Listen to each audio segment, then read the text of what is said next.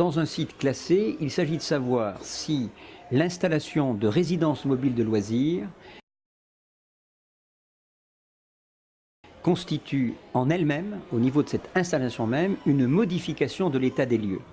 Nous soutenons que non, à partir du moment où un terrain de camping, évidemment, est autorisé à donc des emplacements qui sont autorisés pour recevoir à la fois des caravanes et des résidences mobiles de loisirs, nous pensons que mettre une RML, une résidence mobile de loisirs, à la place d'une autre RML ou mettre une RML à la place d'une caravane ne modifie pas l'état des lieux et ne modifie pas donc l'aspect extérieur du terrain de camping par rapport au site classé.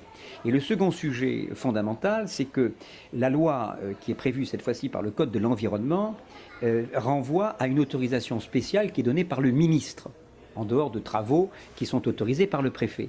Et nous soutenons que le régime juridique de cette autorisation ministérielle n'est pas suffisamment défini, n'est pas suffisamment précis, qu'on ne peut donc pas aujourd'hui nous opposer cette absence d'autorisation ministérielle. Alors, nous avons donc un contentieux qui est en cours sur 5 terrains de camping qui sont situés sur la dune du Pilat. Nous venons de déposer des derniers mémoires et par conséquent, je pense que le tribunal administratif de Bordeaux statuera au cours des prochains mois. Et en ce qui concerne l'île de Ré, nous avons donc un projet de SCOT qui vient de donner lieu à une enquête publique et le rapport de la commission d'enquête fait référence à une discordance au niveau de la réglementation par rapport au terrain de camping.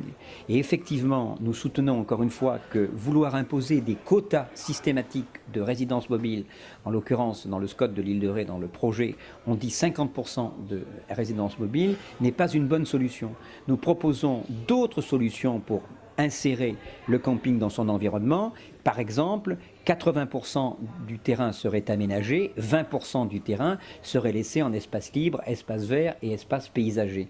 Vouloir fixer un quota systématique visant uniquement les résidences mobiles de loisirs nous paraît contraire à la réglementation et d'autre part ne paraît pas pouvoir atteindre l'objectif qui est encore une fois un objectif d'insertion dans l'environnement. Il peut y avoir plus de 50% de mobil-hommes, dans certains cas moins, dans d'autres cas un autre pourcentage. On ne peut pas tabler sur un pourcentage systématique de RML par rapport à des caravanes. Il faut raisonner globalement, voir comment le terrain de camping, caravane et RML confondus s'intègrent dans son environnement et c'est pour ça que nous tentons d'avoir une négociation. Nous soutenons la Fédération nationale, soutient la Fédération départementale dans ses efforts de concertation avec la communauté de communes pour essayer d'aboutir à une solution.